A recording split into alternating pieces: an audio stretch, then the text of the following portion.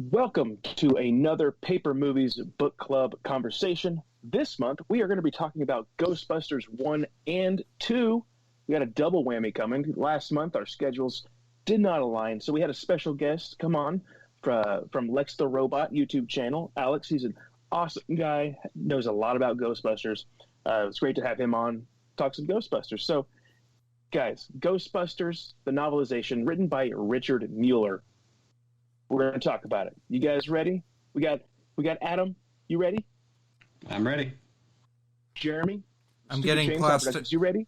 I'm getting plastic surgery right now, so bear with me. Yeah, I'm ready.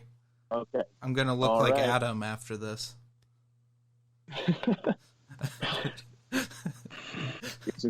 Okay, so a quick summary about this book. We've got three scientists working at a college, okay, and they get fired. They're investigating some paranormal activity that goes on. They decide to go into some business for themselves, and they do catching ghosts to become paranormal investigations and eliminators. A new guy comes on. They hire Winston Zedmore. He's the fourth guy.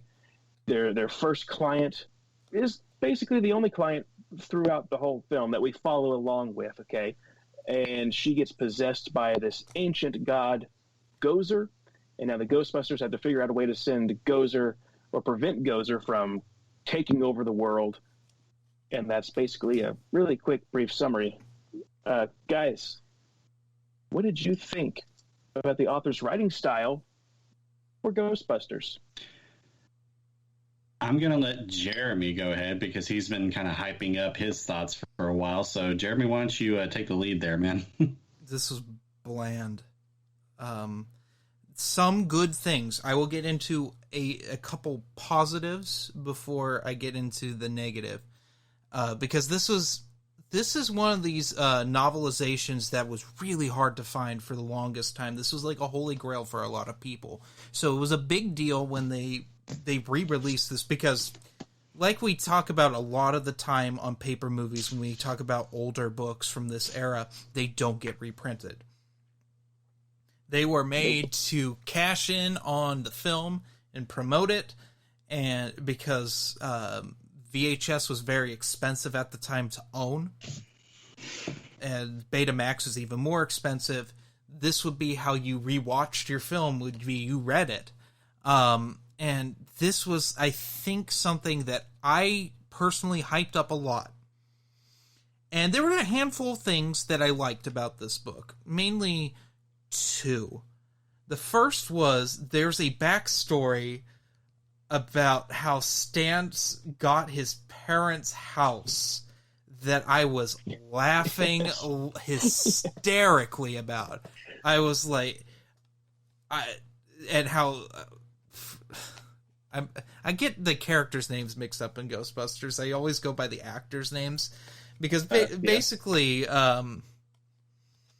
they play themselves in these movies. It's one of the charms about them. As Bill Murray's character is such Venkman. I wanted to say Spangler, but I'm like, no, that's Egon.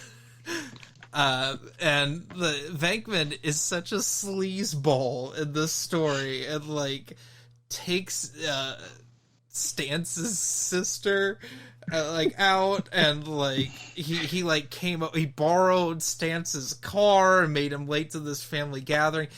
I'm not doing it justice. Just read this portion of it's like chapter 4, and it's like the best part of the book. I kind of liked some of the montaging a little bit in this. It just felt not necessarily tedious. It was bad. I thought the book overall was bad. It's just kind of bland. And that's the worst thing that a book can be, in my opinion, is just very, very bland. When it added stuff to the movie, it was great, but it didn't do enough of it. Right. So, Adam, what are your thoughts on the author's writing style? I thought it was dry. It felt a little like, you see, to get through. I listened to the audiobook on a couple of on both of these, just to kind of help get through it a little quicker. And I don't know if it was also just the author, or I meant not the author. I'm sorry, the narrator. He just did not deliver these lines how they should have been delivered, from the film. I'm gonna argue there, Adam, because I did try to read this first. It's not necessarily the narrator's fault. Okay. It's there's a certain life in Ghostbusters and Ghostbusters 2 to a certain extent that doesn't translate anywhere but a visual medium. And specifically by those actors. Well, I thought, like I said, most of those lines were just very straightforward. Like, there's only like one time I remember laughing, and that was when Venkman, delivered that, or dropped off that ghost at that newspaper that was, talking crap about them, and then he's like, "Hey, that ghost we dropped off turns off. They don't want it." And then I did chuckle at that because I thought that was funny, but it's just, it wasn't. I got the feeling that the author was trying to make it more like, kind of like with Dragon Slayer, like you get that vibe that this could have been a book before it was a film, and it just didn't really work for me. Right, yeah, that's really good. That's a really good description of it. Yeah.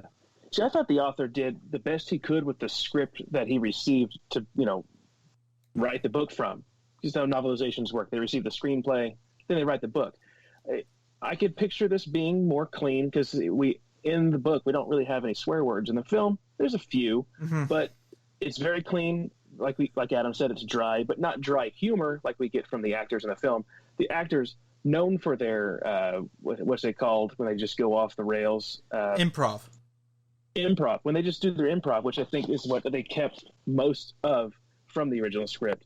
Of course, I don't have the script. I don't know what exactly was written in there, but I'm sure the actors just kind of winged some of the stuff, changed up a lot of the dialogue. But I think the author did a decent job. This is my second time to read Ghostbusters from Richard Mueller. The first time, didn't really enjoy it. But the second time around, I took my time with it. I separated myself from the film and thought, I'm just going to read this as the book, experience it in a whole different way. And I enjoyed it a little bit more. And I thought the author did a decent job. There's some great things that he did do, such as with the characters. Go ahead and move into the characters. I thought he did a great job developing each of these guys. We got better introductions to who they were compared to the film. We got backstories on all of them, like with Ray, like you mentioned, with his parents in the house. His parents leave him the house because they met Venkman, and they said, "We've met your friends, so we're going to leave something for you to fall back on." so here's the house when we die. And Egon, when he was a kid, liked to play around and experiment, do all sorts of crazy things. Winston was in the military. So then when he comes back, he's looking for a job and winds up with the Ghostbusters. But what do you guys think about the characters? You guys enjoy that part over the film? I thought the Venkman in the circus was stupid. That just, why? Yeah, Carney. It was just weird, and it didn't play into the... First of all, I'm going to spoil Ghostbusters 2. They never bring up any of these backstories again. It's not in the novel. So it just felt, I don't know, tacked on a little. Stances was the one, I don't know, I could take it or leave it. Yeah. Adam, did you appreciate the expanded character background stories?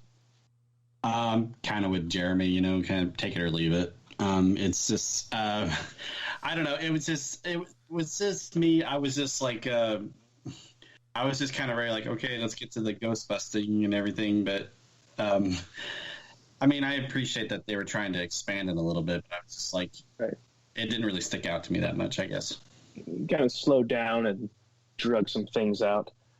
Well, since we're talking about the characters, the most awkward one, which Alex brought up in the previous videos, when we are introduced to Winston, Ray says, "Oh, hey, you're black."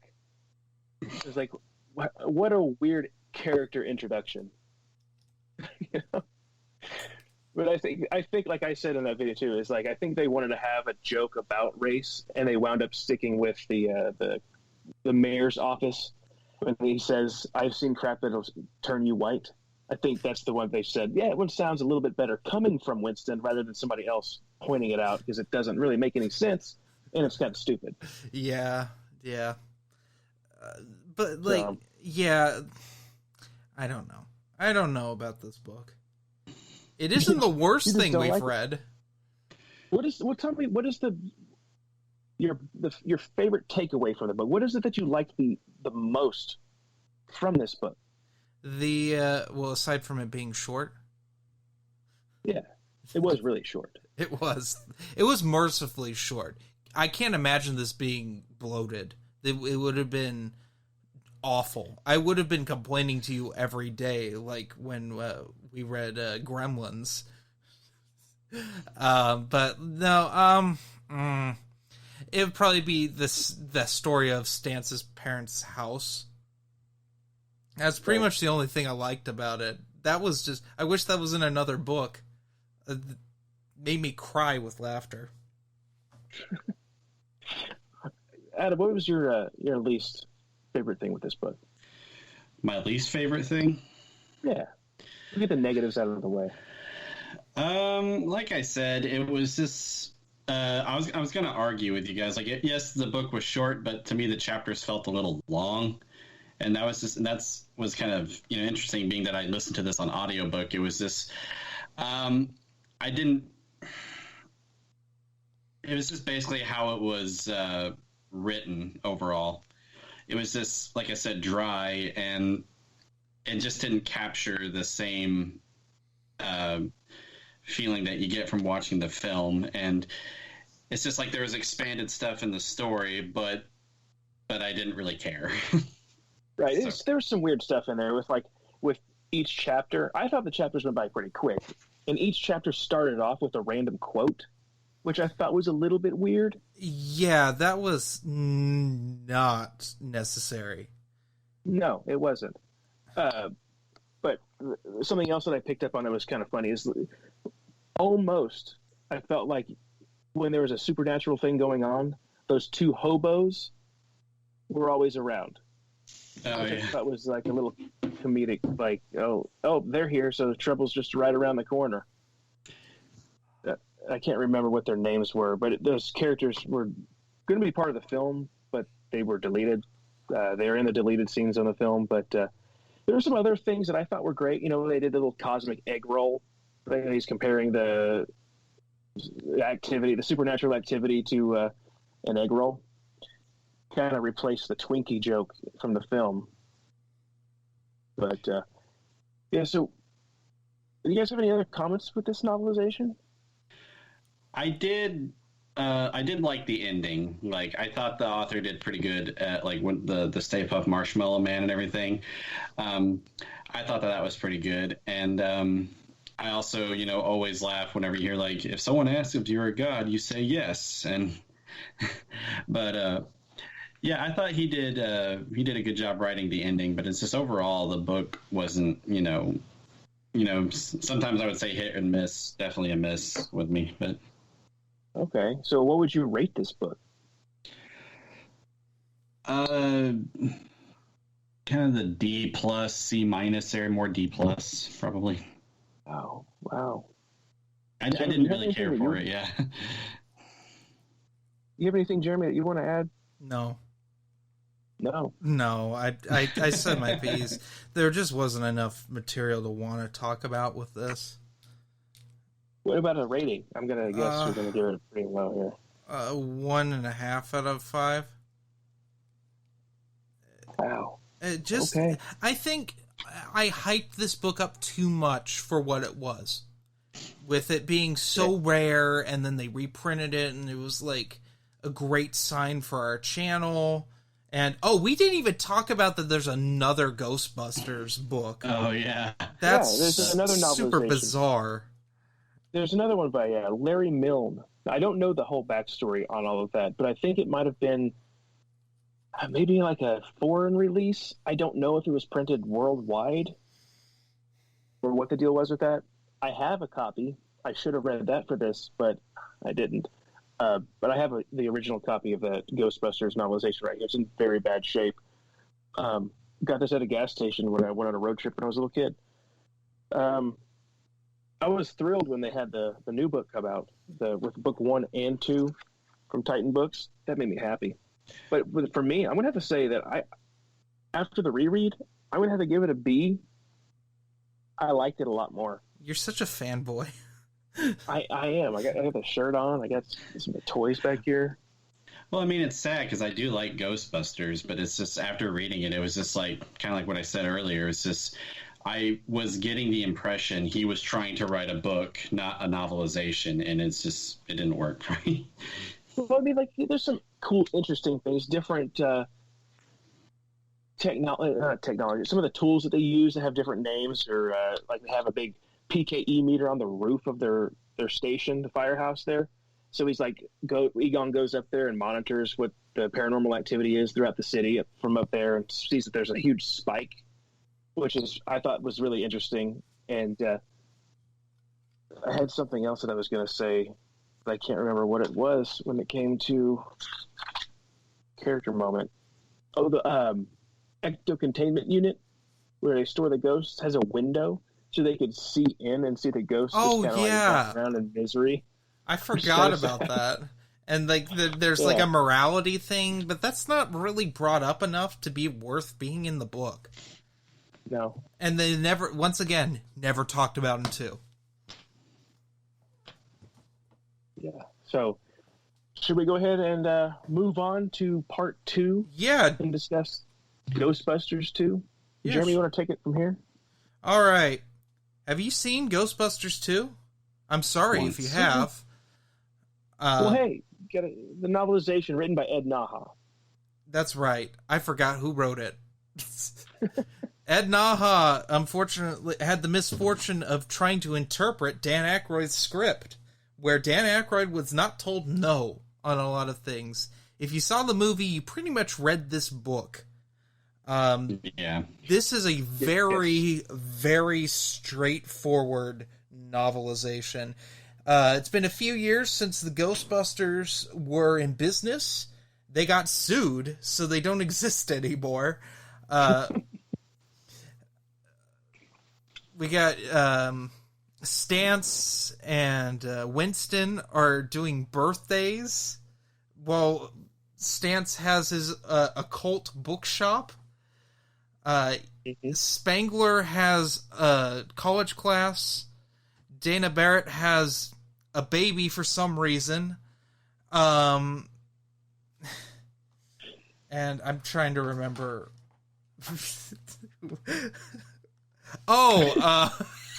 Peter's got his talk show. Venkman's got this psychic talk show that he hates, kind of. Yeah. And there's this goo under the city. You see, I'm doing this in all questions because literally this script makes no sense. And there's also Vigo the Carpathian, that's this giant painting that Dana is restoring paintings at this museum, and her creepy boss, who has a thing for her, is possessed by Vigo and wants Dana's baby so that Vigo can live again into the baby's body. And the city goes to chaos because of the goo under the city, and weird things happen that are kind of wacky, but not. Well, the slime feeds off the negative energy. But why? Because how does that connect to Vigo? So yeah, he was drinking too much of his Crystal Skull vodka when he wrote this script. I mean, okay, I'm giving Ghostbusters 2 a bad rap. It's not Nothing But Trouble, where they not only did they not tell Dan Aykroyd no with the script, they let him direct it, where he literally has a character who has a phallic nose in it, and Chevy Chase looks miserable. It wasn't that. It's pretty bad. I felt bad for this author. I'm just going to skip formalities and get to my point.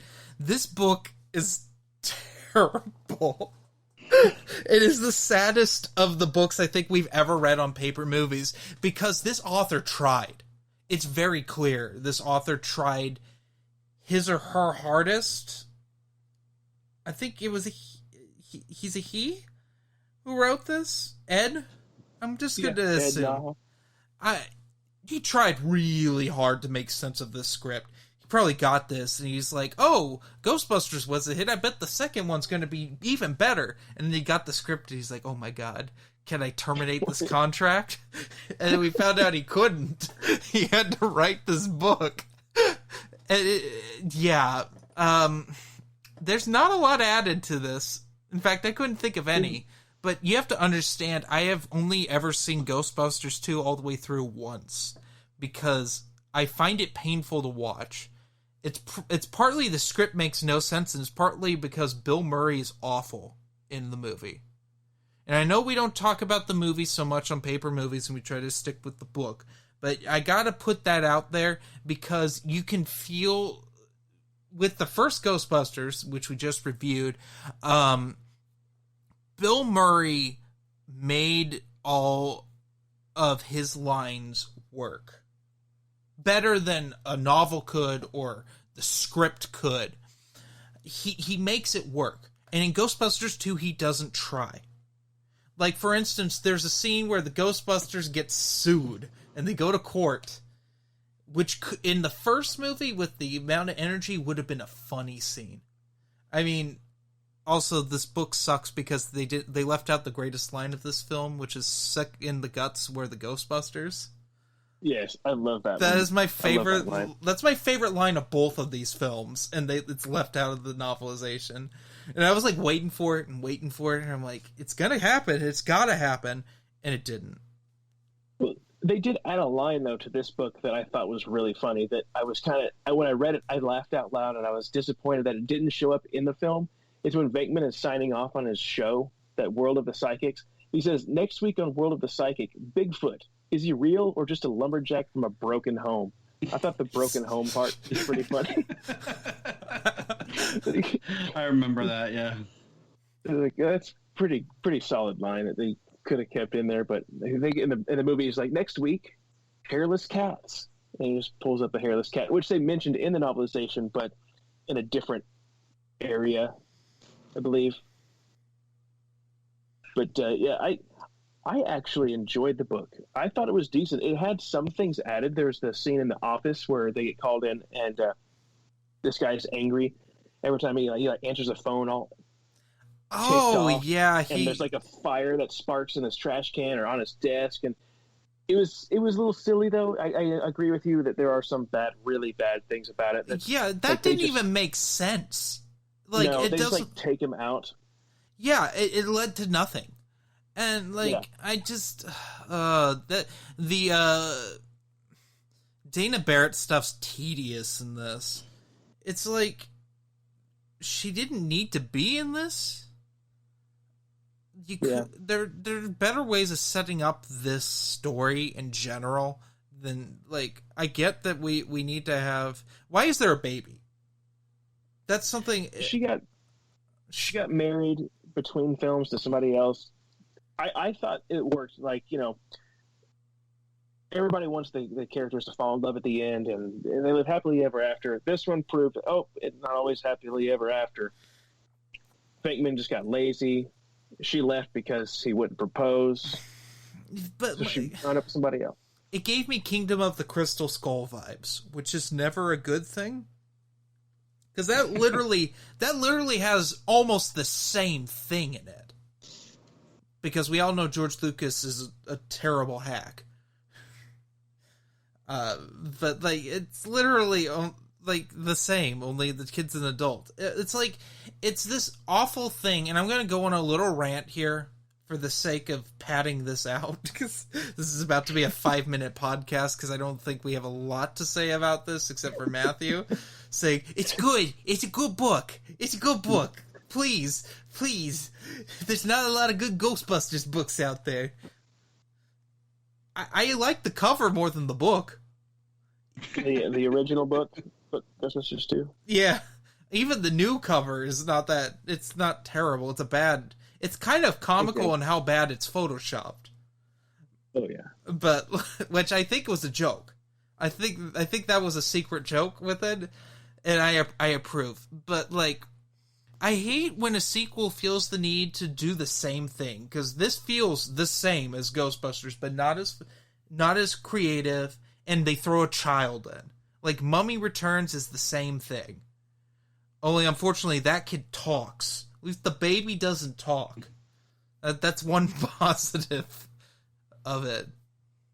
You know, I think one of the negatives with the characters, Janosch, the boss of Dana at the museum, I think the actor in the film, I can't remember his name, but he was in Dragon Slayer. Peter McNoll. Yeah. Yeah. He did a great job in the film with this character Janosch. The book really does come across flat, a dull, boring character, and you're like, he seems just like a tool to Vigo. He doesn't have anything that you remember him by, you know. But in the film, he's got the silly accent, and he just seems like a creep. We get the sense that he's a creep, not just Dana telling us, "Oh, he creeps me out." Well, why? Yeah, because he asked you out for dinner once. Why is Louis Tully a lawyer?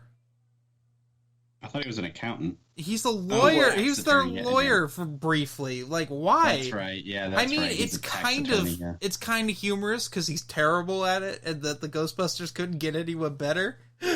And then he and who is their secretary? Janine. This is something I didn't reference in the first book, in the first novel that I did find entertaining, is her and Spangler's budding romance was kind of neat. That's not here at all. In fact, Spangler has nothing to do in Ghostbusters 2 for the most part. He does not do a lot. Why? I don't get it. Why out of all of them does he go back to teaching?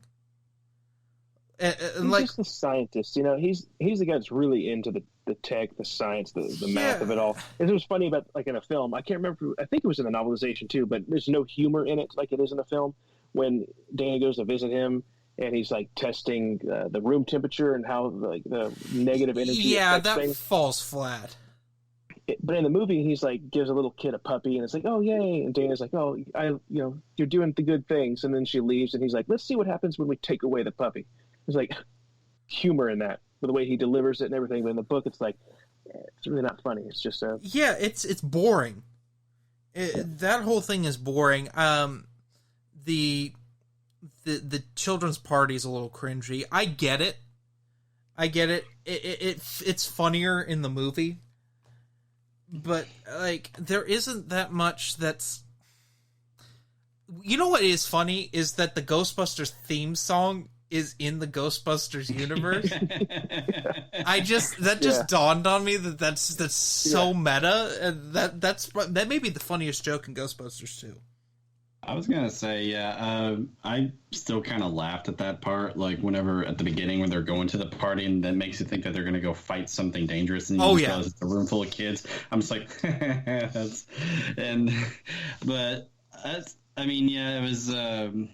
I didn't care for this story. Even when I first saw the film, like I only seen the film once, and I didn't care for this story. It was just, and even in the novelization, I was kind of bored, and there was times like, okay, the most amusing part of this novelization, also the most annoying, was that near the end when I was like, someone tell Lewis to shut up.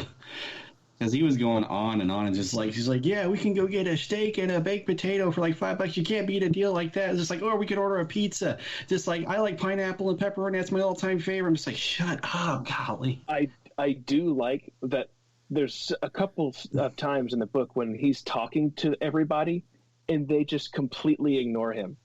Yeah, that's they fun. added a lot of stuff with Lewis in this book. Even like he's sitting around the firehouse or the Ghostbuster station, and he has a thing with Slimer. He's trying to catch Slimer, so they're just like kind of going back and forth at each other. He's got like a chicken wing hanging from the ceiling to try to lure him into get him in a trap. And at the end, very end of the book, he gets off the bus. Slimer's driving the bus, and he's like, "Okay, so you want to go bowling next week?" So they like become friends in the end, which was really cheesy but kind of funny. You know, this reminds me of actually a part that I did like in Ghostbusters 2. When Louis Tully is telling the baby the story, and then he like gets into his like accounting thing because he's always going to be an accountant. Yeah, that should be that's one of those I'll save for like people reading because that's a little gold right there. Oh, they should have been insured. Or it's just like another joke that kind of kept repeating itself was the guy. Venkman goes up to the security guy at the museum. And he's like, "Oh yeah, World of the Psychic. It's one of my 2 favorite shows." This is in the film as well. And he's like, "Oh, yeah. What's the other one?" He's like, "Bassmasters." Oh yeah, okay, yeah, I know Bassmasters. And then like later on, some guy's like, "That's one of my 2 favorite shows." He's like, "Don't tell me the other one, please." I thought that was funny too. But yeah, I'm kind of with Jeremy. Like, the story just wasn't great, and I felt like Ed Naha, like I think, did the best that he could, but it just I don't think anything could save the story, honestly. And it was just like I said, like this is a story that needs to be seen on film because I enjoyed the film more than that. This is surreal. This is one of those rare. This is 2 of those rare times that the novelization falls flat compared to the film. Yeah. This is a paper movie. Well, since we're recording these at the same time, this is a paper movies first, where typically the novel is oftentimes better than the movie, or they're on par with the movie, and this is just surreal. Right. I think one of the bad added scenes, other than the office guy bursting things into flames with his attitude, was the running scene when they go with the jogger, the jogging ghost. Yeah, I thought that was a little bit lame too. That was why how did they bury that trap if everyone's running on it all the time? I don't know. How did the trap work from under the ground? See, in the film, they just had like a line buried up underneath the ground. It was like halfway buried. But it's clearly buried in the book. That didn't make any sense. This book is this book's the worst book ever made because it doesn't make sense. If you want to watch the film, but you either don't have it or don't have a TV. If you're in a situation where you don't have it, you do have the book, you could read it and pretty much get the same thing out of it. Yeah. In my opinion. Like Ghostbusters, the novelization, do I recommend this over the film? Definitely not. Film over the book any day. With book 2, in the second movie, of course, me growing up, huge Ghostbuster fan, I like the second movie. But I'd say you could read the book and not watch the film. I would probably say if you're, like Matthew and like the biggest Ghostbusters fan in the world, and you're just kind of curious, I would say go ahead and check it out. But like, if you just see it on the shelf, I would just say skip it. That's just kind of how I feel about it. I mean, yeah, I mean, like I said, like I would recommend this probably for Ghostbusters fans. Yeah. Jeremy, would you recommend this re-released version of Ghostbusters and Ghostbusters 2? If only if you're really curious or you're a big movie novelization collector. Yeah. There isn't a line from the first book that made me laugh pretty hard too. It was talked with Egon. I want to mention this real quick before I forget it. It's worth mentioning. They had said before, like I've heard things in the making of. They didn't want Egon to smile at all, and he hardly smiles. But in the book, I think they say he never smiles, but he was tempted to smile, and it made his mouth hurt, or his face hurt. I think that was in the first book. It might have been the second one. See, I can't remember. Yeah, that's what happens when you put. Part where he says, "Oh, and he was tempted to smile, but it hurt his face," and I thought that was funny. Yeah, I didn't write it down, so I don't know what I'm talking about. Yeah, you can't remember anything unless you write it down. It's true. It's dad brain. You see, I don't have dad that. Brain. I have car accident brain. Don't worry, Matthew. I feel your pain, man. Yeah. So hopefully, when the youngest turns like 10, that our brains will work again. And that was it, guys, for Ghostbusters 1 and 2. Unless you guys have anything else you want to add. No, we need to give Ghostbusters 2 a rating, though. Oh, we do. Adam, would you like to go first on the rating? Kind of same as the first one. I don't remember what that was. It was in the D plus C minus area. That's like right. Kind of more. I'd probably say D plus for both. I mean, that's hard because I do remember being somewhat more, entertained by the second one. I didn't know if it was just because, like listening to the audiobook, like the guy reading for Louis Tully, he just kind of kept cracking me up. I'm just like, it was funny at one moment. I'm like, okay, shut up. And we get it. We get the joke. It's hard. It was a really fast read, though. Yeah. Like each chapter was, I think the longest chapter might have been 4 pages. Yeah. On that. Yeah. The second one, it was more like, I thought it was better structured in terms of chapters. Like in the first one I said earlier, is like it felt like it was really drawn out. Like there was not very many, but they were just drawn out. But I felt like this one was had more fluid to it, or fluidity, I guess is the better term. So I'll give Ghostbusters 2 a C minus at best. So that's me. So D plus for 1 and C minus for 2. I guess I'll go next because Jeremy likes to give the crazy ratings. I'll give book 2 a B minus.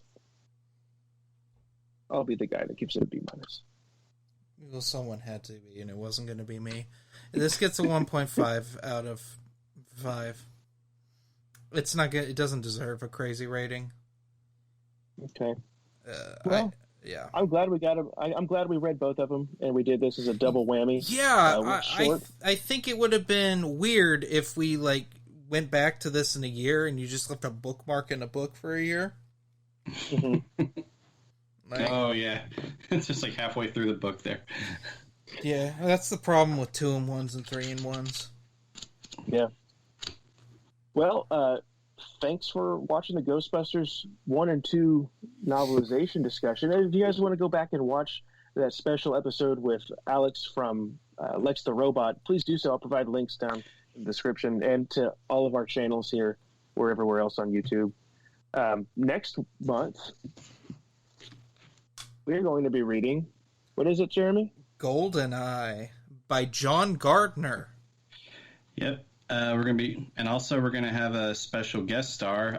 Well, technically 2, and I'll explain. We're going to be having Noah from Quality Autism, but our second guest star is actually our host, Jeremy, because they actually have a podcast called Live and Let's Discuss, which is a 007 podcast. So we'll provide links to that as well. So be sure to go check that out as well. Yeah. And before we sign out, I want to mention real quick that we did get a new novelization release out there. They're kind of rare these days. The Godzilla vs. Kong by Greg Keyes, I believe. So if you guys big in novelizations, you got to go pick that up. Show Titan Books that we want more novelizations.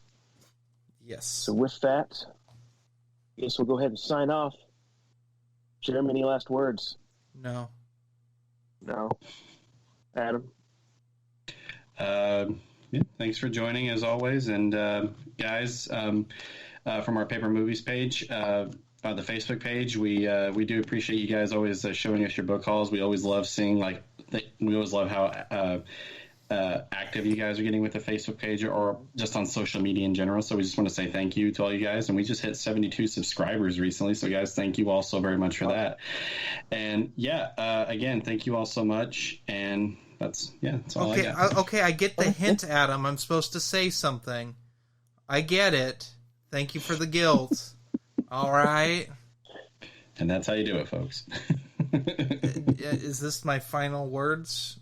This is your final words, and then I'll say something. Do I need to? No, say something you need to say something because I need to say something first. I'll feel emasculated if if I don't go last.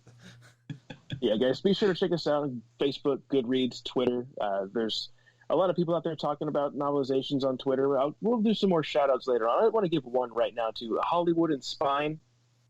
They're on Twitter. Go check them out. You can subscribe to get a monthly newsletter about novelizations. Very cool. So go check that out. I do have one thing to say. I'm sorry, Matthew. We'll also have an update video coming soon. We're going to be releasing what we're going to be discussing for next quarter, and we already did with Goldeneye. That's going to be in Book of May, but we'll also release, for June, July, and August. So yeah, stay tuned for that. Yeah. So guys, thank you for joining. Jeremy? Make sure to check us out on Spotify, Apple Podcast, and wherever you can find podcasts. We're probably there. And also, stay Gucci. Bye, everybody. Bye.